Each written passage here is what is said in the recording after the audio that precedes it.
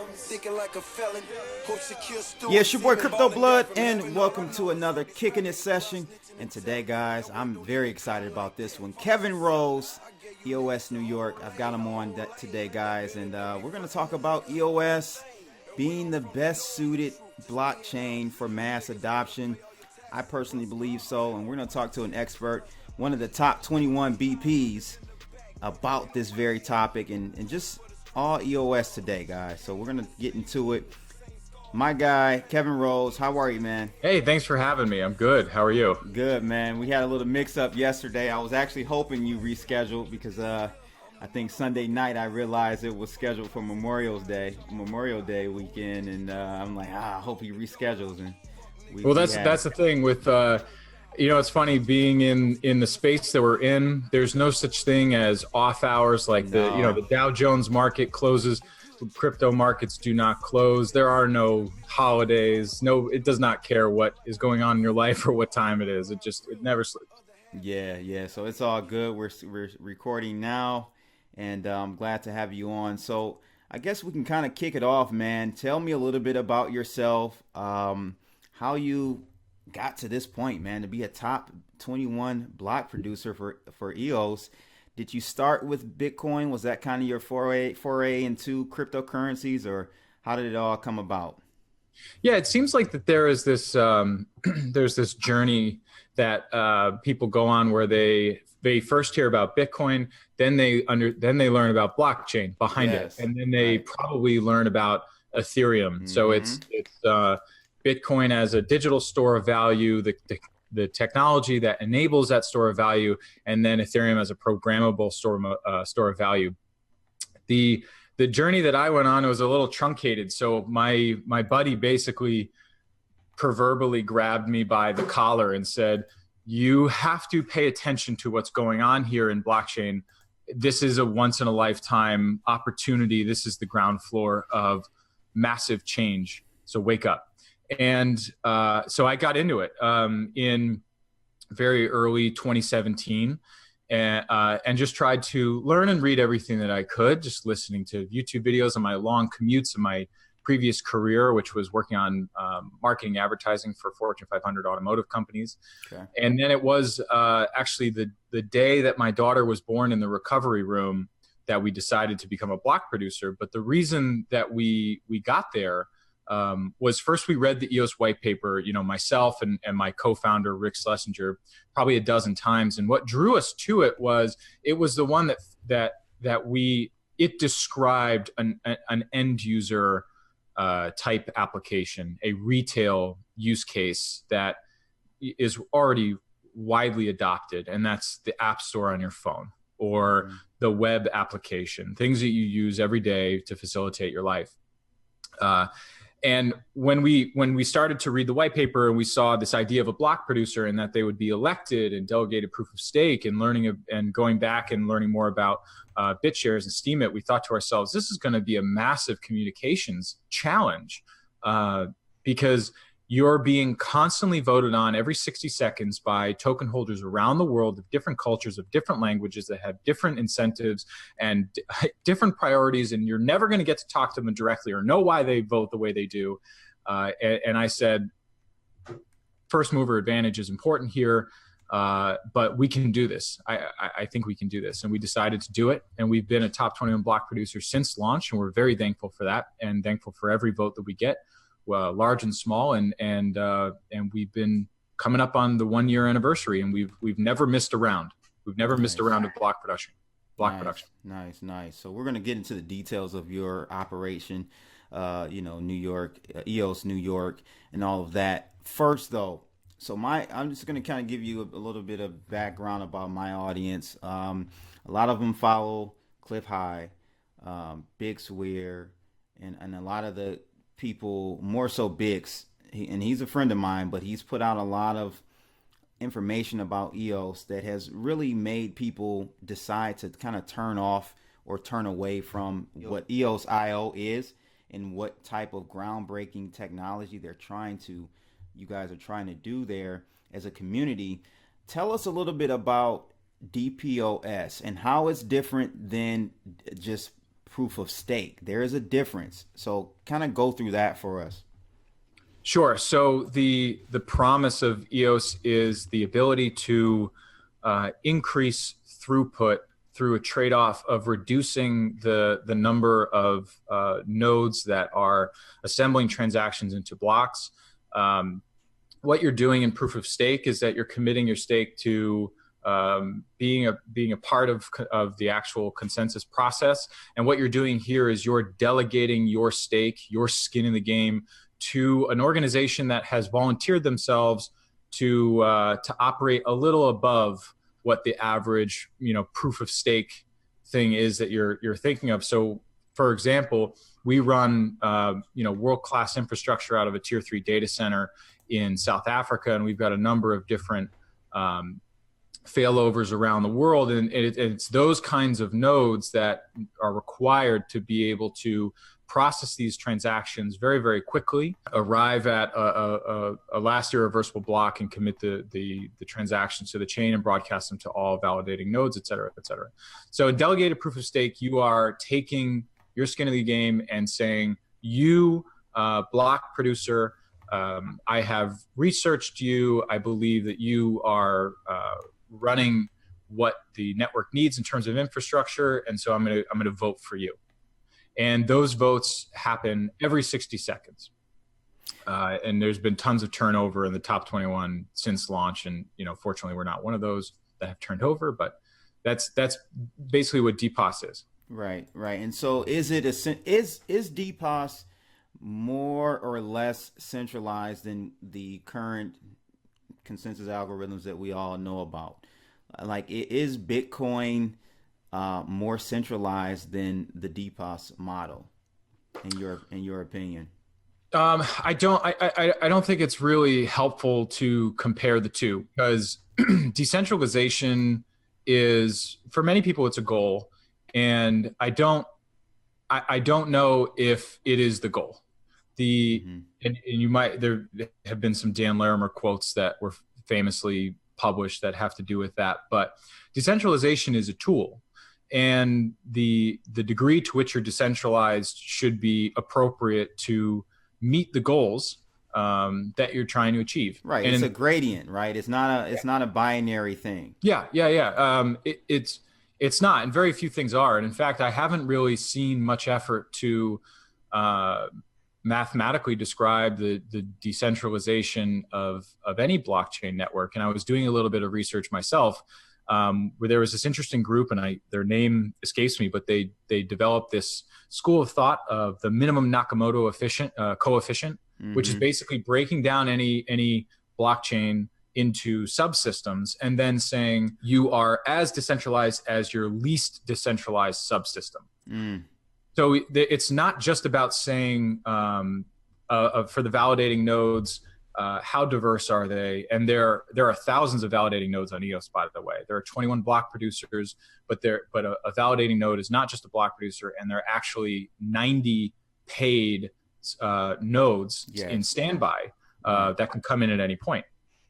But so the point of this was to say decentralization could be the different node clients that you use, how many people have access to the trusted code repositories. If you're operating a decentralized application, where's the front end hosted? Is that in IPFS? Is it hosted on AWS? There's so many things go into describing the degree to which something is decentralized. So Bitcoin, this using proof of work as autonomous currency, is trying to achieve something different than what EOS is, which is to build decentralized applications that are fast enough to be able to react in half a second or less. And so you have trade-offs. Now, that isn't to say that any one is more or less decentralized overall than the other. I just don't see the benefit in trying to compare the two. It's like saying an armored truck is it faster or slower than a race car? Mm-hmm. Well, what are you trying to do, and where are you trying to go? Mm-hmm. It's not apples to apples. I hear you. I hear you. So let's talk about, EOS New York, right? You guys decided to go ahead and take that plunge and really take a running at being a top block producer. What are you guys doing now? What have you done in the past to really gain and garner those votes from the community? And what do you guys see for the future for EOS and what projects you guys are working on right now? Sure.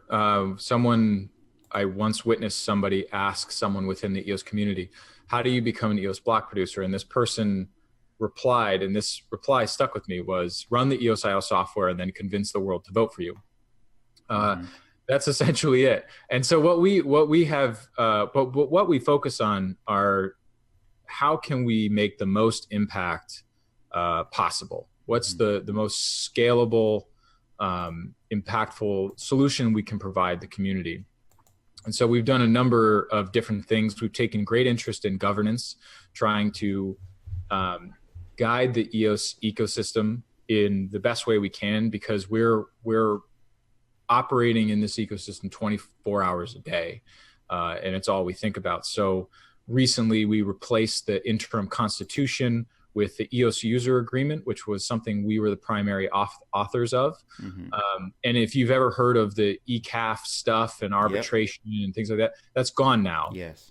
And it's gone in part because of the work that we did. It takes a community to arrive at consensus. But anyway, so that was one thing, the EOS user agreement.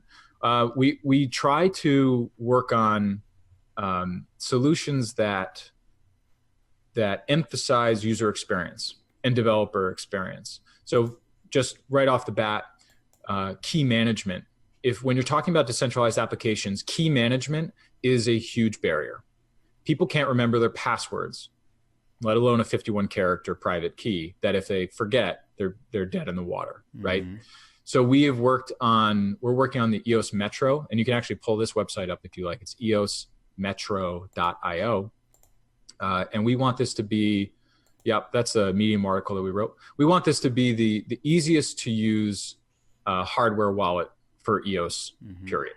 So you plug it in, 10 minutes later, you can use decentralized applications, dApps in your wallet, dApp store, and feel secure doing it. So we are building this from the ground up because we saw that the ledger is very good at what it does, but it's a generalist product.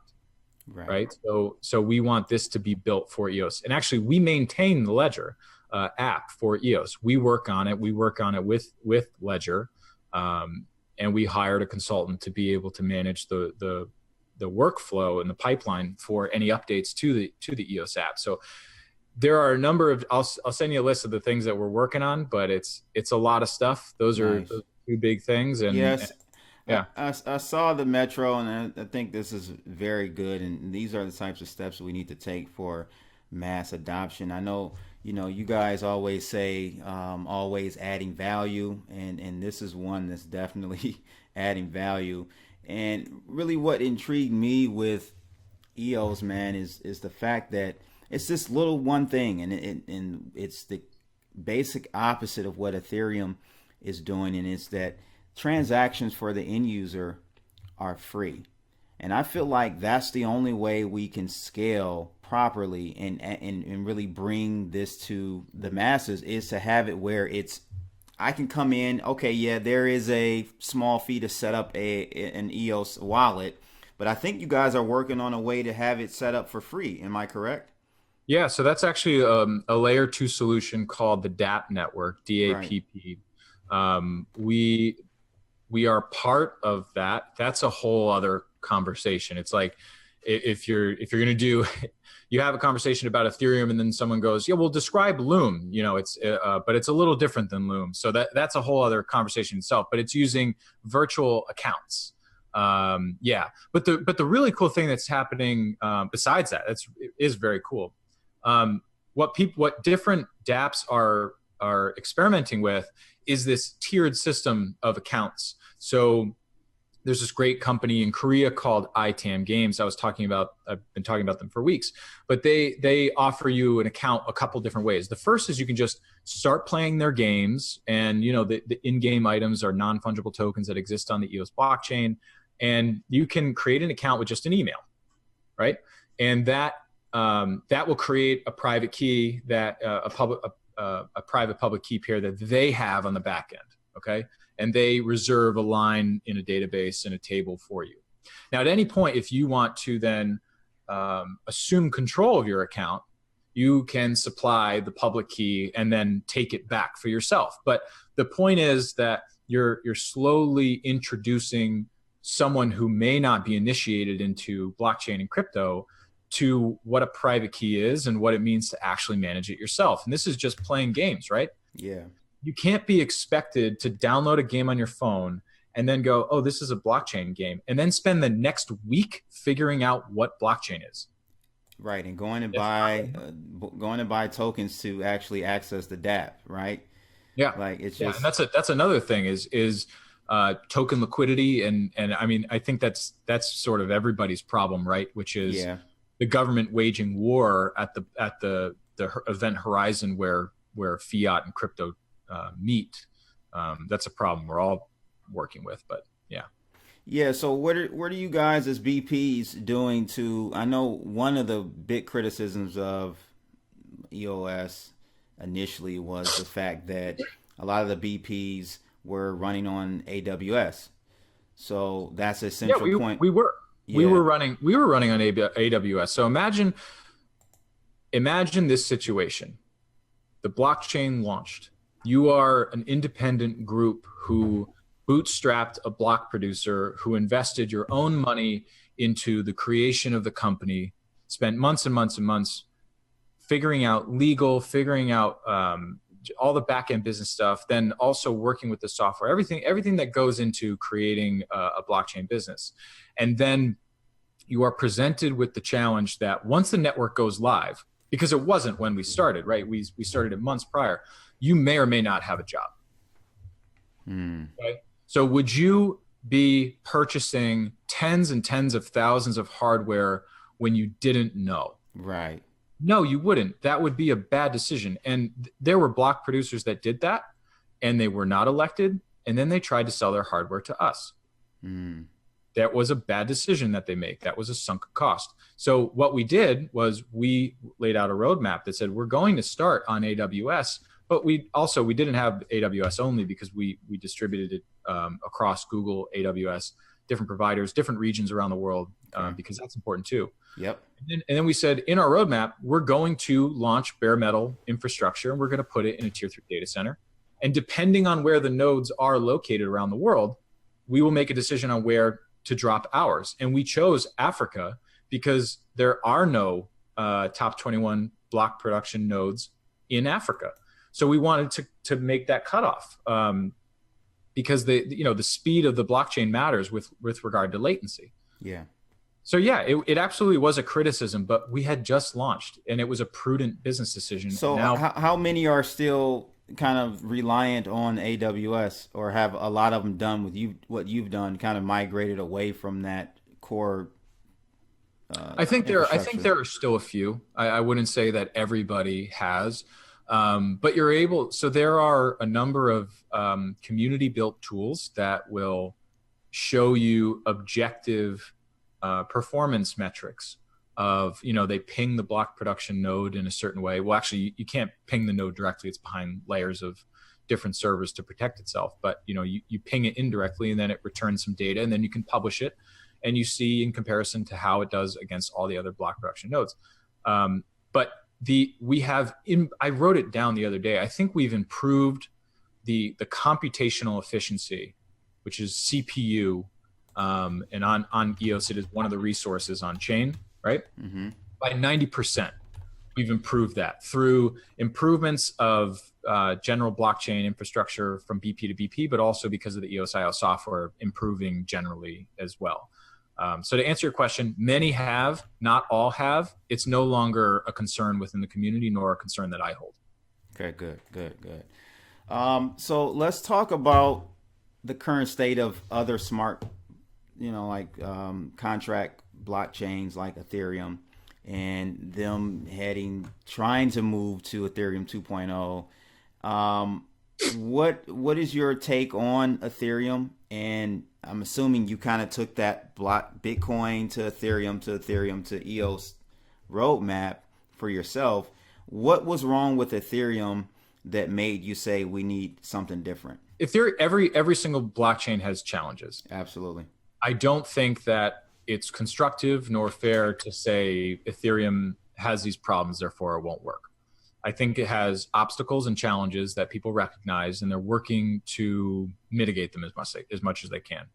I think that EOS does what it does very, very well. I think that maybe Ethereum has a different purpose, a different use case, because there are fundamentally different things between the platforms. The average user that downloads a mobile application is not going to be okay with transaction fees. And you said that earlier. It's just not going to happen. So yeah, that was literally the fundamental reason, not anything else. It was just simply that. So that applies to not just Ethereum. Any blockchain that thinks they're going to be the blockchain for the masses, in my opinion, is if you have it that way where the end user is paying transaction fees for every byte that's, posted on the blockchain, it's just not going to work from a scalable perspective, in my opinion. Right. Yeah. So user experience from resource scarcity. I mean, the obstacles become more and more insurmountable.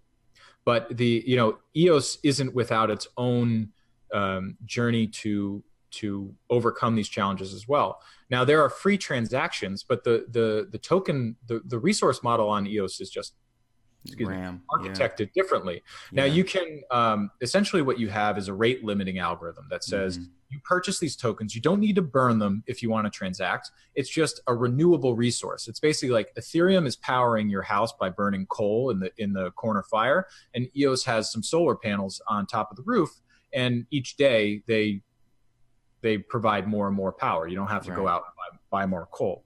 But the problem is still in EOS, or rather the challenge is that the user still has to possess EOS tokens in order to engage with any smart contract on chain.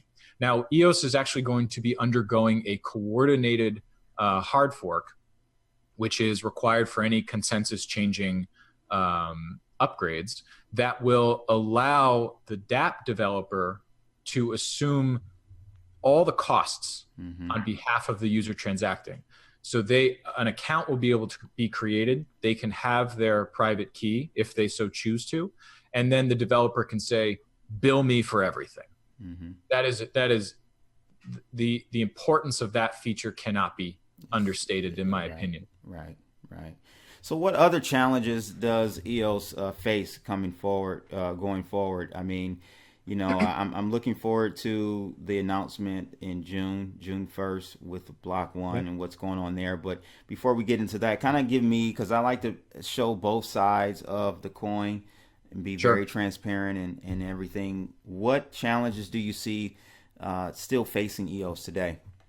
Well, like what I said before, decentralization is not a binary option. It is not black and white, and the variables that you can choose from, there's a huge amount. EOS is a decentralized community, and whatever the criticism is of the token distribution, there is no such thing as an official wallet or an official source of information or official this or official. The word official doesn't mean anything in EOS, and that is challenging when people are using a new technology and they are looking for things to trust, because if you do not know what you're doing, you can make a mistake that you will regret. Now, sorry to cut you off. Was that kind of done on purpose, do you think, by Block One, for them not to actually say these are the official? Oh yeah, it was 100% on purpose, because there's the different. Okay, so for Ethereum and the Ethereum Foundation, they launched the Ethereum network. That was like the goal. The goal of Block One was, or at least the stated goal, you can surmise whatever you want, but the goal of Block One was not to start EOS. It was to launch the EOS.io open source software. Those are two different things. EOS.io and EOS are two different things.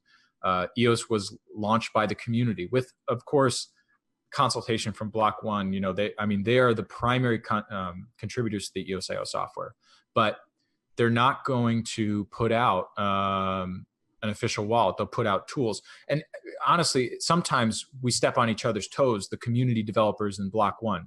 For example, EOS New York built this signature provider abstraction layer, which basically is super helpful if you are a dApp and you see that there are a dozen wallets.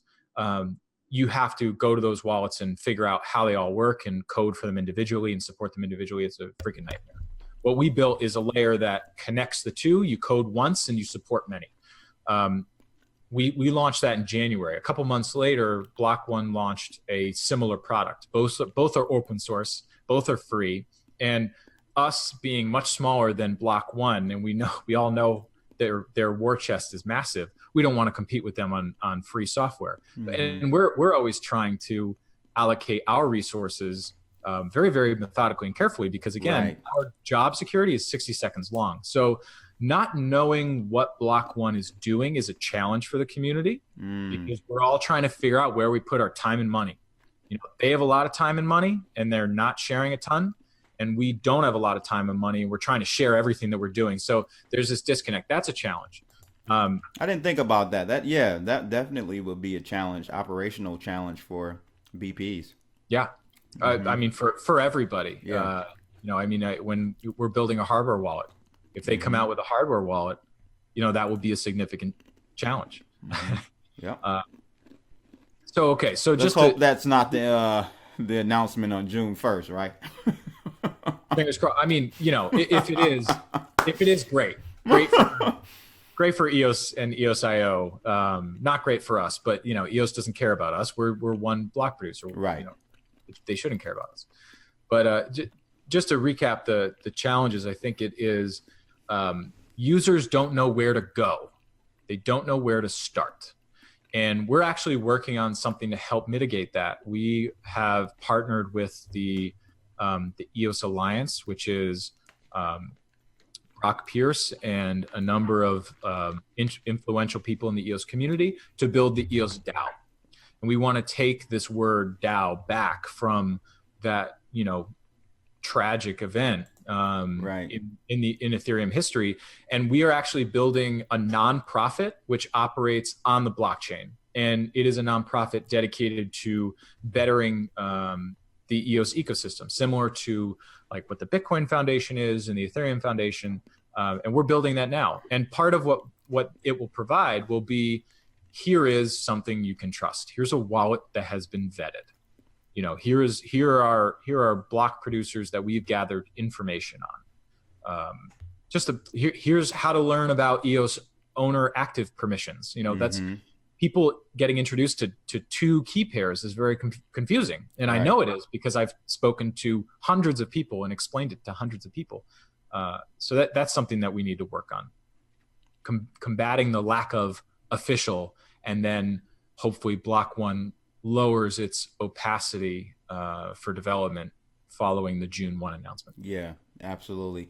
So I want to jump on the whole gaming thing. I want to get on that topic because I think that may actually be the catalyst or the on-ramp for mass adoption and individuals understanding blockchain. And I think it'll be through gaming. We'll talk about that in a second. But I want to ask you about, and I didn't, you know, ask you or tell you anything about this when we were talking before. I know you're probably familiar with EOS 21 and the whole teleporting ERC20 tokens being compatible. Yeah, developed by Shios. Yeah, that BP. I've been hearing rumors about this project possibly scaling Bitcoin on EOS. Do you have any knowledge of that? Almost as a second layer type of Lightning network on the EOS blockchain. Have you heard anything about that? EOS.io blockchains are already benefiting from the first forays into, and if anybody is listening and you're going to scream at the screen and say, hey, well, you don't know about this, please forgive me. I probably don't. I spent a lot of time on EOS. It's hard to look at other things. But Inter-blockchain communication (IBC) between EOS IO chains is occurring now in decentralized fashions, where you are able to move tokens from one EOS IO chain to another. Now, it's not necessarily native. It's not the easiest thing yet because it's new. But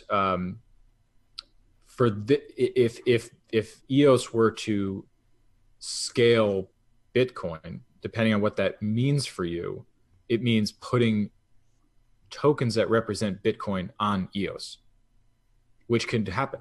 Yeah, it can. I knew that. When I remember early days, there were theories and concepts being thrown around about that being possible. Yeah.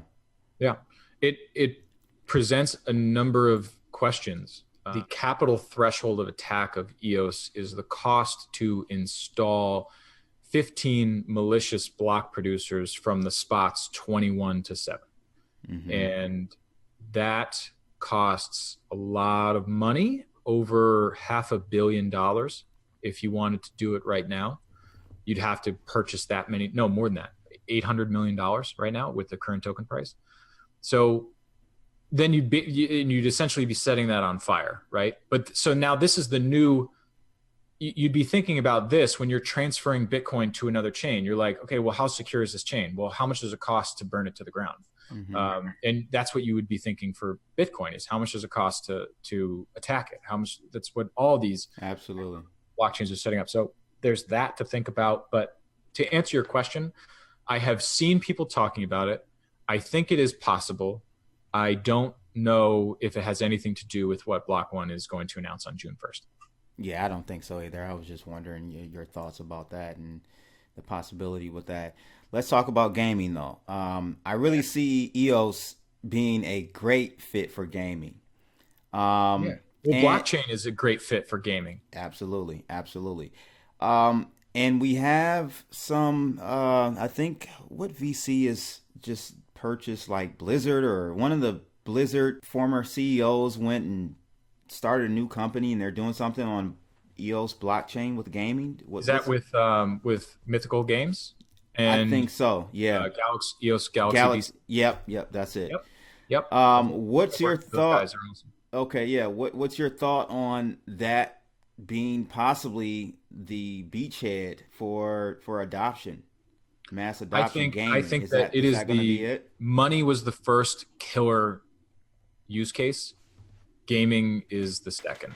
I think there also is a third and fourth and fifth, but gaming, it just makes sense because people, the evidence is there that it can be successful. People pay a lot of money for cosmetic items, for things that literally do not affect gameplay, millions and millions and millions of dollars. The fact that they don't own them, you do not own those cosmetic items. You do not have, you are not at liberty to trade them as you see fit, sell them. I don't think people understand what they don't have. Like, it's never been possible. So there's a learning curve there, but EOS is absolutely a blockchain for gamers, especially because of the kinds of models that I was talking about before, where there are no transaction fees. The developer assumes the cost of everything. You can be as sovereign in your account management as you want, or not. If you want to let someone else have the private key, it's totally up to you. Yeah. I have this crazy pipe dream of how the future of gaming could be in blockchain and in EOS. I love the modding community in games like Skyrim, right? I mean, it extends the life of a game by years. Yeah. Years and years. I've been playing this game lately called Star Citizen. It's the biggest crowdfunded game. They started like in 2012. They're just now really getting rolling with they're in alpha still, but with Star Citizen, man, their whole crowdfunding campaign is through buying ships. Like, you have to purchase their ships. So these people, I think I was reading about, there's some controversy surrounding this game, right? There has been, yes, but that Forbes article was basically all news that was old. Okay, that But it actually just I think, was but it my just came first out. introduction. That was my first introduction in the game, that Um, Forbes article. yeah, But I'll that's keep it. all. Oh, yeah, check it out because I mean, I spent like $180 on a spaceship ship Yeah, in and they game, own that. and they essentially own it exactly. Right. So having that being tokenized, and I actually have ownership over it, man, that's just game changing to me. I mean, I don't know. Yeah, and Eve proved that model years before that. I mean, the way that I would love to see this go is AAA developers become world builders, not storytellers. Okay, Mm, the the modding community, the people that attach their passion and their energy to these worlds and improve it, I think that they can be included in a much broader, direct sense. So imagine if a AAA developer, let's take The Witcher, okay? mm-hmm, One of my favorite games of all time, The Witcher 3, hands down. mm-hmm. I'll talk about it all day. But if I had time to play games anymore, I told you before I'm gonna have a baby and I got a daughter. Right. And EOS never sleeps, so I can't game. But Yeah.